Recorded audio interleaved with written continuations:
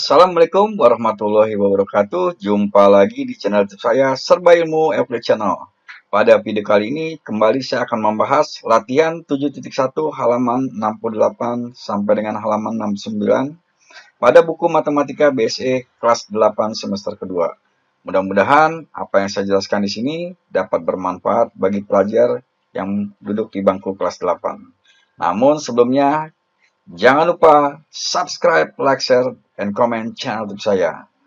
Dan apabila nanti saya mengupload video-video saya yang terbaru, kalian akan menerima notifikasi dan dapat membangun perkembangan channel saya. Terima kasih. Baiklah, saya mulai dengan nomor 6.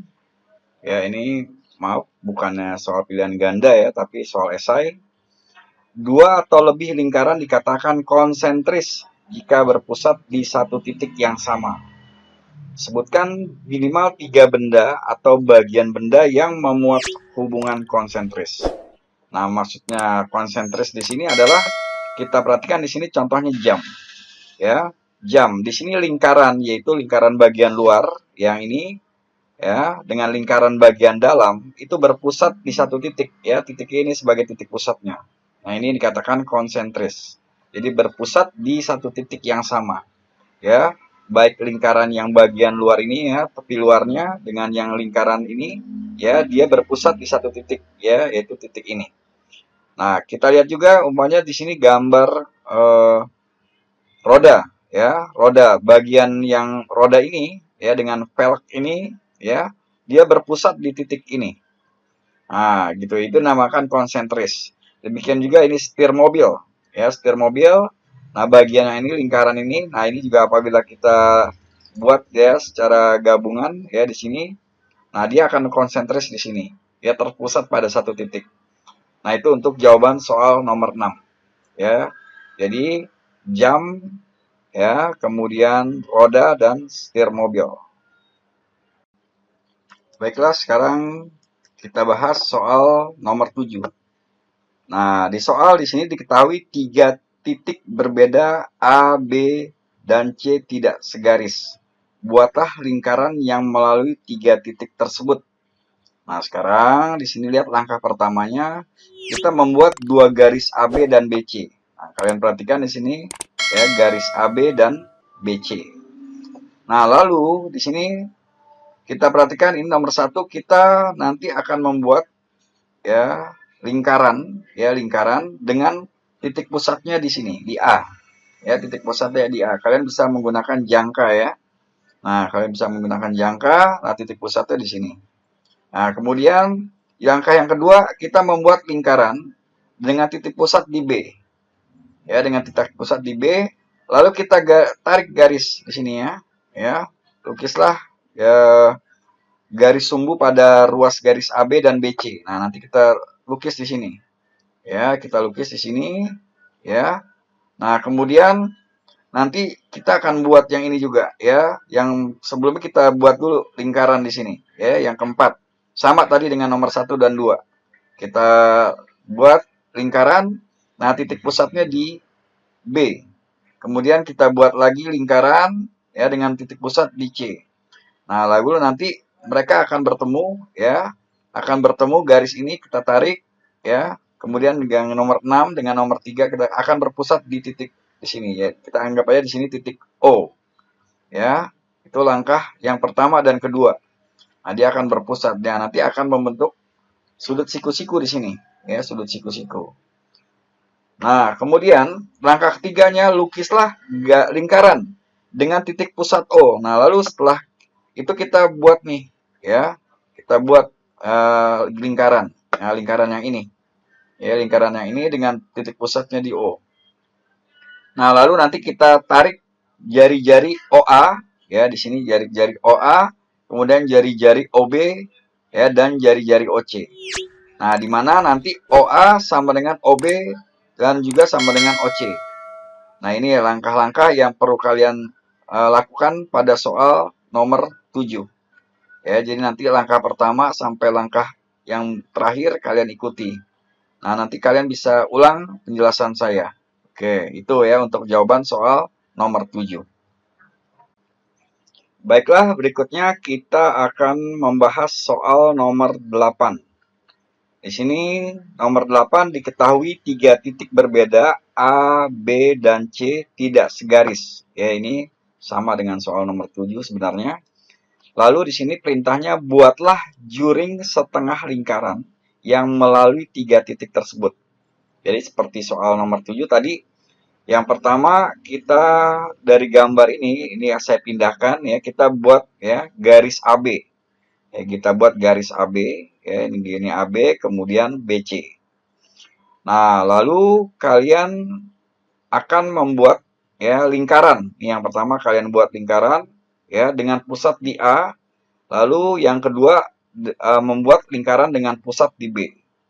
Nah, nanti pertemuan lingkaran yang kita buat di pertama dan kedua, ini kita tarik garis. Ya, garis sumbu di sini kita tarik. Ya, yang nomor 3 nih. Oke, kita tarik. Kemudian kita buat lagi lingkaran ya dengan titik pusat di B. Lalu kita buat lagi lingkaran dengan titik pusat di C. Nah, setelah itu pertemuan ini kita tarik garis. Ya, jadi nanti ya ini akan membagi dua sama besar. Ya, membagi. Nah, jadi jarak ini ke sini sama. Ya, ini membagi dua. Ini sama ini antar jarak ini ke sini sama. Oke. Nah, dari pertemuan titik ini ya antara ruas garis ini ya 3 dan 6 ini akan bertemu dalam satu titik, kita anggap di sini titik O. Lalu di titik ini kita akan membuat lingkaran. Ya, kita buat lingkaran. Nah, seperti ini. Lingkaran tersebut berpusat di titik O. Jadi nanti kita buat dengan jangka dengan pusatnya O ya. Lalu berikutnya buat diameter melalui titik AOC ya. Jadi kita tarik garis di sini AOC ya, AOC. Oke, kalian tarik garis nanti di sini. Kemudian buat juring setengah lingkaran. Nah, ini yang berwarna merah nanti kita buat juring, kita arsir. Ya, kita arsir juring setengah lingkaran yang melalui ketiga titik A, B, C. Nah, kira-kira untuk jawaban nomor 8 seperti itu. Mudah-mudahan ya nanti kalian memahami. Apabila kalian belum memahami, kalian bisa mengulang penjelasan saya di nomor 8. Nah, itulah jawaban untuk nomor 8. Lalu kita perhatikan untuk soal nomor 9. Komentari pernyataan berikut dengan tanggapan kadang-kadang, selalu, atau tidak pernah. Sekarang kita lihat yang 9A. Ukuran busur mayor lebih dari 180. Nah, sekarang kita lihat di sini ya. Nah, kalau setengah lingkaran itu kan berarti kan 180 derajat. Nah, ini sudut minor ya. Kalian perhatikan sudut minor. Ya, ini sudut minor. Nah, ini sudut mayor. Ya, nah ini saya ganti dulu ya kursornya. Nah, ini sudut minor nih ya. Yang ini sudut minor. Nah, ini sudut mayor. Oke. Jadi jawabannya ukuran busur mayor lebih dari 180. Nah, ini selalu ya. Jadi selalu lebih besar dari 180. Oke. Kemudian yang B. Kita lihat 9 yang B, sudut pusat busur minor adalah sudut lancip. Nah, sekarang kalian perhatikan. Ya, ini sudut minor ya. Nah, kalau yang ini berarti sudut minor dengan sudut lancip. Sedangkan yang ini sudut minor, tapi dia sudutnya tumpul. Ya, maka untuk jawaban yang B itu kadang-kadang. Jadi bisa lancip, bisa juga tumpul. Jadi kadang-kadang. Lalu sekarang kalian perhatikan untuk 9 yang C.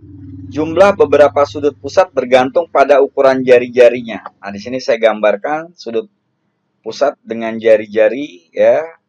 Nah, seperti ini. Lalu ini saya buat dengan jari-jari yang lebih panjang. Nah, apabila nanti dijumlah ya, jumlah beberapa sudut pusat ya, ini kan satu sudut ya. Satu sudut minor dengan ini satu sudut pusat ya, mayor ya. Jadi kalau kita jumlah di sini adalah 360 derajat. Ya, jadi antara sudut minor di sini dengan sudut mayor di sini kita jumlah itu adalah 360 derajat. Karena di sini jumlah beberapa sudut pusat. Ya, beberapa sudut pusat. Nah, kalau kita gambarkan dengan jari-jari yang lebih panjang, ya di sini apabila kita jumlahkan, maka hasilnya pun akan 360 derajat. Ya, seperti itu. Jadi, untuk yang C, jumlah beberapa sudut pusat bergantung pada ukuran jari-jarinya. Tidak pernah. Jadi kesimpulannya apabila jari-jarinya lebih pendek ataupun lebih panjang, tetap dia jumlahnya adalah 360 derajat. Nah, itu untuk yang 9C. Lalu yang 9D, tali busur adalah diameter.